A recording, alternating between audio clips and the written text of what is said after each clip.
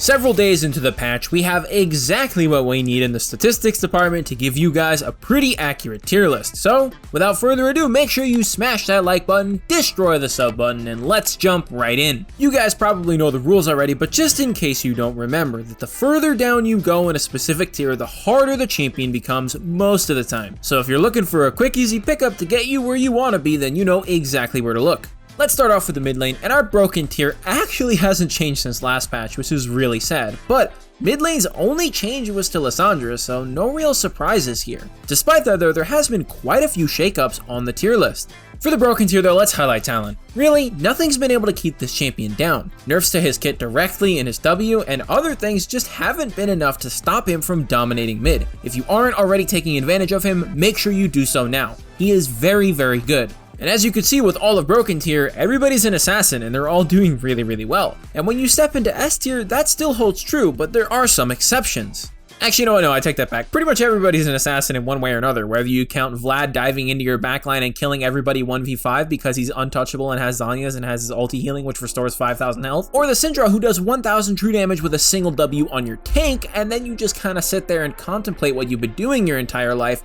Everybody kind of blows everybody else up right now. Our highlight for S tier though is going to be Ahri, as a lot of players have switched back to taking GLP and Glacial Augment builds on Ahri in high elos, and it's been performing really well in lower ranks too. Because she's ranged, she does have the ability to deal with the other scary assassins in the mid lane, and her E actually counters a lot of champions with mobility. It can interrupt dashes and CC people for long enough that they die before they can do anything. Just don't make the noob mistake of taking Ingenious Hunter. Make sure you take Ultimate Hunter. You need your ultimate on Ahri to get anything done. Ingenious Hunter is not important enough. The only way you function is with your ultimate for the most part. But in A tier, you see a lot of champions who do have the ability to counter some of the champions in the higher tiers, but also have really strong abilities themselves. People like Zoe are really strong if they manage to get rolling, but if they don't get their early game down pat, then they're just gonna get stifled by all the assassins who can blow them up. Zoe is our A tier highlight, but you gotta make sure that you land your skill shots and you take advantage of every bubble that you see on every minion.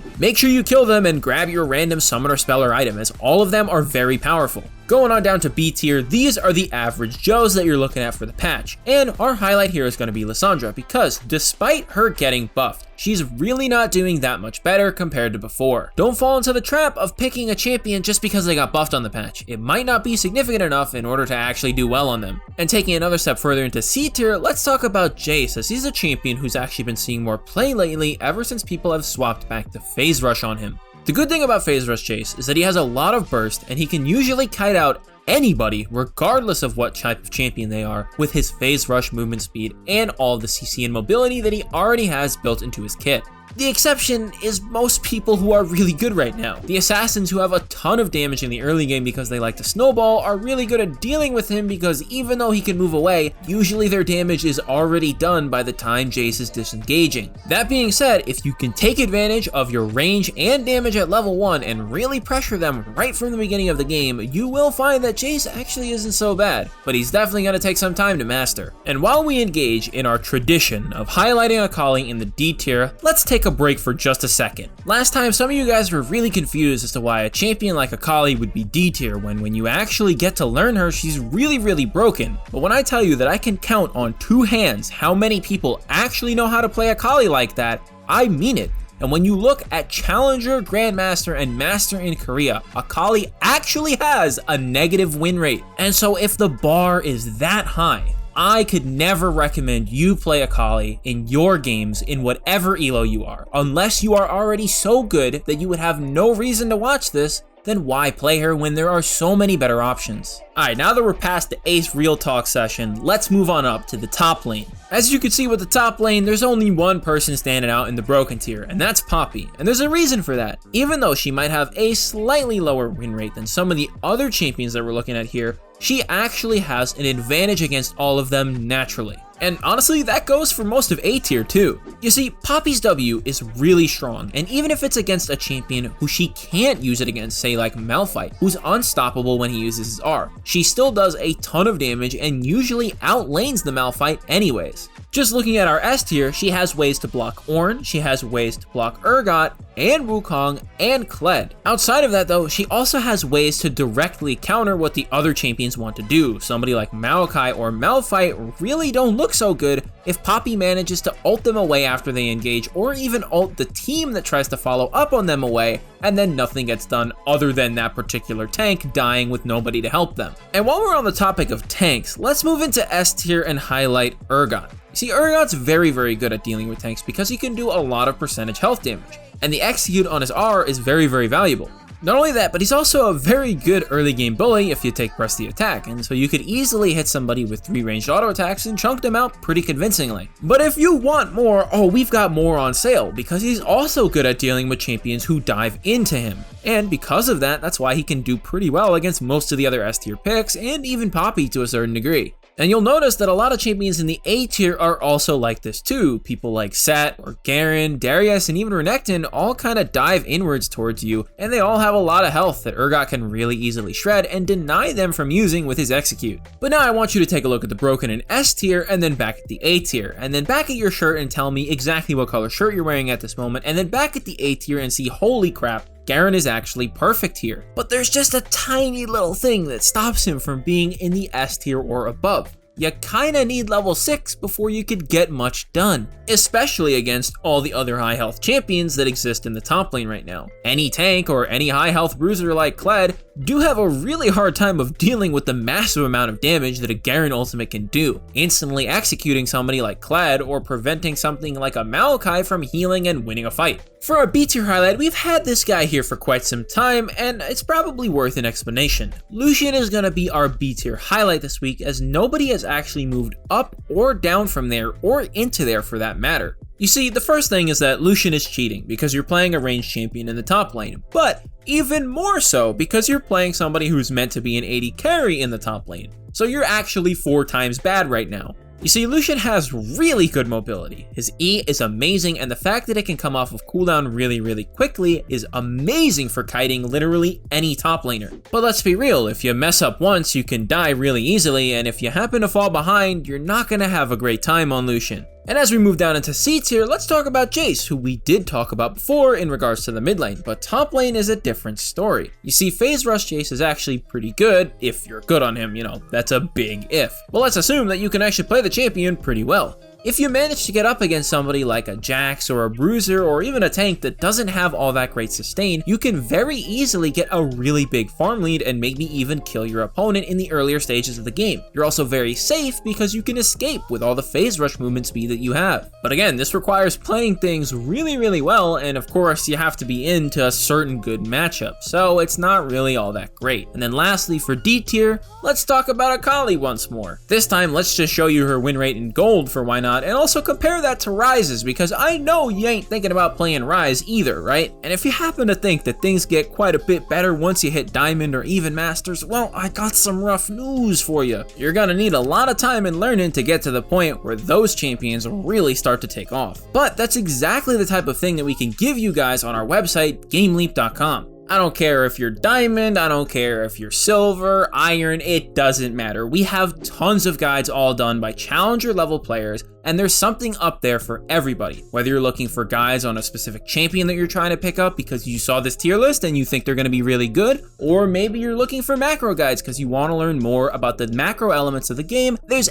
anything and everything that you need to start improving and winning your games right now. And we're always working on more and better content, so even if you guys check it out today, you should check back tomorrow, because something that wasn't there yesterday will be there tomorrow. But now that you're cruising through all the LP and mid and top lane, let's move on to the Bush boys. And I mean, honestly, are we surprised to see Wukong still in the broken tier? But really, the head scratcher is Warwick. I honestly, as a jungle main, cannot fathom why this champion is absolutely smashing at every elo. And trust me guys, I checked every single one. He's top 5 in basically every single one, and actually the highest win rate champion in Masters and above. This is where I smashed the gigantic Mia ping button that's on my wall right across from me, because this just doesn't make sense. Obviously Warwick is our broken tier highlight here. He's a very strong jungler in the sense that he can clear really healthily, however he does have issues with AoE camps. Obviously you can remedy that with a Tiamat buy early on in the game, and once you're there you can farm pretty much anything you want. On top of that, his ganks are also really good because he has very high movement speed and some CC. Warwick's main problem is that he's ridiculously weak to kiting. Like if the enemy team has an Ashe post 20 minutes, Warwick is going to be almost useless. You know, unless he's really fed or has flash, then yeah, he can do something real cool. And when we step down into the S tier, you can see the types of champions that Warwick is managing to keep on the DL. Fiddlesticks is going to be our highlight here because just 2 patches ago, this man had an absolutely awful sub 47% win rate or something like that. He was just miserable. But with the buff on last patch and the buff on this one, he's actually doing really well right now. It's definitely still very spooky for a Fiddlesticks to go up against somebody like Olaf, who he literally can't stop from beating his head in. But if you manage to avoid him, you could definitely have a really amazing impact on the game with your crazy ultimate, good CC, and really high sustain.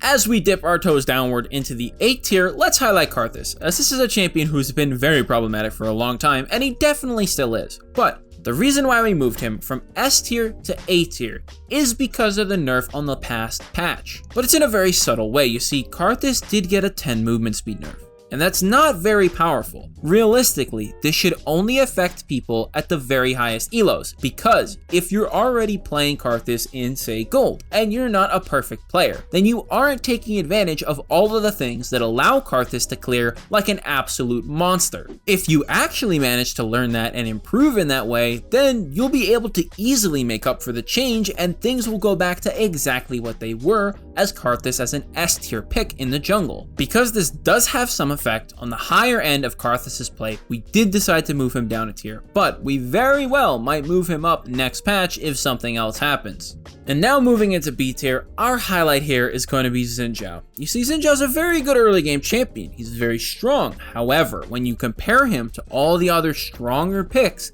he actually has a tough time dueling some of them, and that is his main strength. And if he can't actually do that against the champions that he's trying to fight against in the jungle, then he's simply not as good. And recently, Riot did buff his healing, but he doesn't need healing in order to win the fights in the early game. He just doesn't do enough damage to kill people before he gets killed. Now that we're moving down into C tier, we're gonna highlight Rammus here because he is a newcomer to the C tier, and you'll notice that every other champion here, other than Rammus, is actually not a jungler. All these champions got changes by Riot in order to make them better in the jungle, but they really aren't dedicated junglers, and this is mostly so that you guys could play them in your games. They aren't literally trash here now because of those buffs, and while some of them did seem promising, they've all settled pretty nicely into either not being played or just not being as good as the others. Rammus does offer the best ganking out of any of them though. I mean, it is pretty hard to avoid somebody cranking up running in the 90s on their stereo to 3000 volume and just sprinting it in your lane as a sonic ball. Now lastly, for the D tier, we're gonna highlight Nocturne, as he is also a new addition here. You see, Nocturne's main thing in the jungle is that he can get on top of somebody either by surprising them in a bush or using his Q movement speed. And then from there,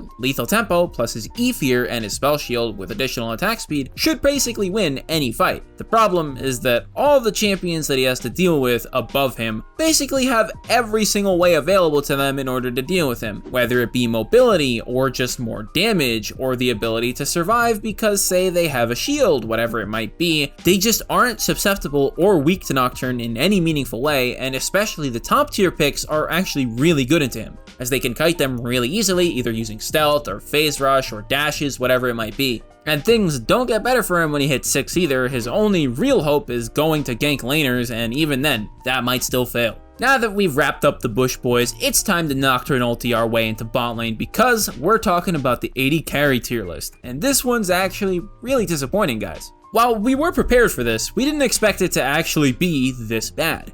There are literally only 2 changes in this tier list from last tier list. Sure, none of the AD carries got buffed, granted, and no, we don't count Quinn because let's face it, not many people play Quinn in the bot lane. But some supports were touched. Despite that, there actually has only been one addition to the broken tier and one addition to the C tier. Twitch is going to be our highlight on this patch. Because of the nerfs to Bard and Nami, other supports have risen in their wake. Lulu especially being very prominent right now because a lot of people are picking her up as they offer more defensive benefits on most champions in most matchups. That makes really risky champions like Twitch or other ones like Ashe, who only have her slow, available to play right up in their enemies' faces and really get down there and start DPSing people's faces off. Twitch does belong in the broken tier, almost matching Yasuo's king status of win rate in all elos except for the very high ones. And as we move on down to the S tier, let's talk about Vayne, because we did just mention how Lulu is a very popular support, and other ones like her are getting more play too. Somebody like Janna and somebody like Soraka are kinda on the rise right now. Having access to really good peel, shielding, and healing are ever more important. And since Vayne kinda needs those things to function really well in lane, well, she's doing pretty well right now. While she was doing good in the past, it's even more likely that she's gonna succeed in most games now because of the supports that she's getting. And the same rolls for our A tier highlight, which is Kog'Maw. This man has the potential to turn into an absolute team-melting nightmare if combined with the right supports and with the right items. Make no mistake, if the enemy Kog'Maw has any kind of enchantress support, especially somebody like Lulu who can offer attack speed and movement speed, you better be focusing him down real quick. And then we jump into the middle of the pack, and here let's talk about Ezreal. Ezreal's a champion who's very good at sort of 1v2ing. He's got super long range and his damage is very impressive. He's also got mobility and he can afford to build defensively without sacrificing too much damage. That's what makes him stand out from the rest of B tier and also allows him to sometimes really 1v1 the stronger champions, even though usually they would be able to win in a direct fight.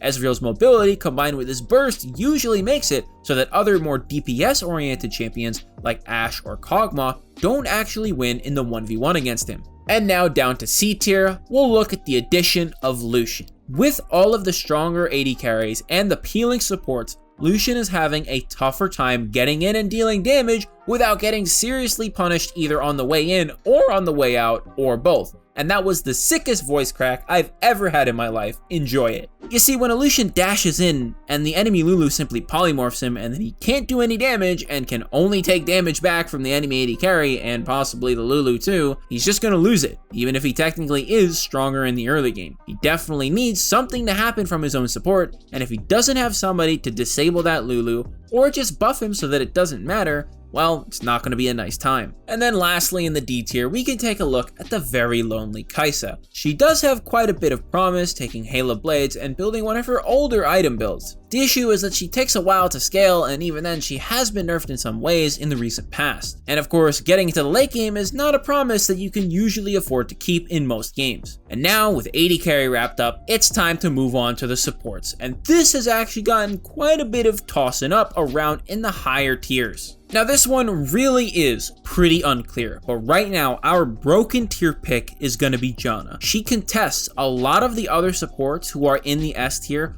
for the highest performance in that particular role across most ranks. Not only that, but she also has a much higher pick rate than many of the other ones. And considering the champions who were the strongest previously, being Bard and Nami, it shouldn't come as that much of a surprise. I mean, really, if you compare her directly to Nami, not much is different there. Her Q is basically the same as Nami's Q, as it is a knock-up that does CC the opponent. Your R is a knockback, while Nami's is a knock-up. And even then, your W isn't healing, it's actually shielding that's on your E. You get the idea, there's a lot of comparisons that you could make here. Janna is filling the void that the nerfed Nami and Bard have left behind. And while we move into S tier, let's highlight Bard, because we definitely thought that he was going to get kicked into the dust with the nerfs that he got. But as it turns out, it doesn't seem quite so bad just yet. The nerfs seem to have hit Bard harder in the lower elos rather than the higher ones, but despite that, he's still a top tier support. He does have a way to make most other people feel useless in the form of getting them Zhonyaed. And now as we drop down to A tier, let's talk about Nami. You see, the movement speed nerfs really hurt this champion. Honestly, if she didn't get that and simply got the base stat adjustments, she very well might have been the strongest support on the patch. And Riot did seem pretty on the fence about it because the changes were unconfirmed on the PBE for quite a while. But she is where she is, and that's what she's got to deal with. And now, as we move on to the B tier, we're gonna highlight Soraka. The Banana Bringer has quite a few things going for her. Her healing is absolutely insane, and she does have quite convincing peel,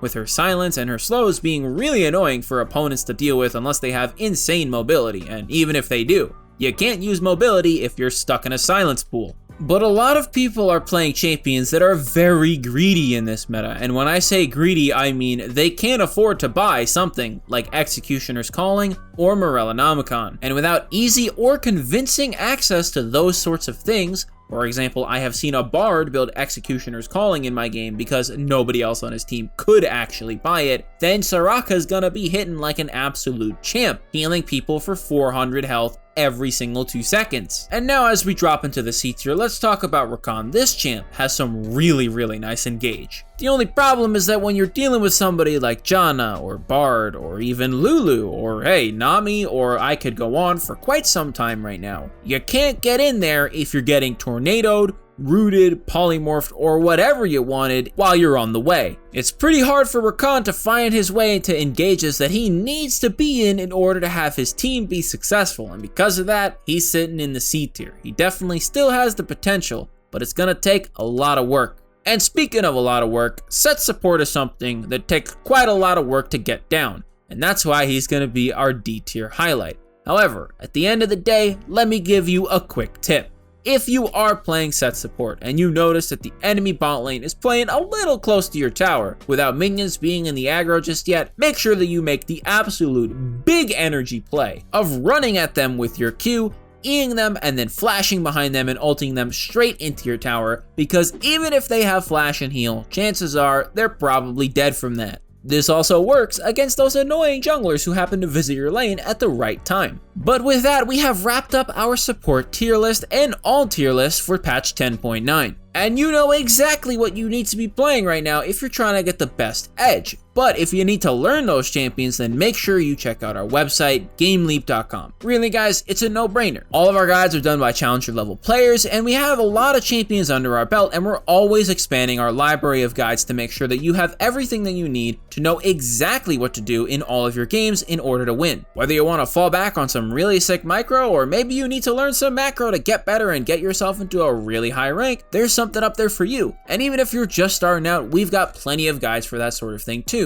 We have everything from the basics all the way down to the nitty-gritty champion specifics. And if you made it this far, thanks for watching the whole video. What do you guys think of the tier list? I noticed last time that a lot of people were poking at the Akali thing being in D tier, so I figured I'd address it this time around. Hopefully you guys understand what goes into this and why things are where they are, and we're definitely not perfect. It's really easy to just look at some stats and slap them onto a list and show them to you guys and say, ha, you can't prove us wrong. But obviously there's a lot more nuance to the list that we have here. Anyways, as always, my name is Ace Windstorm, and I will see you all later.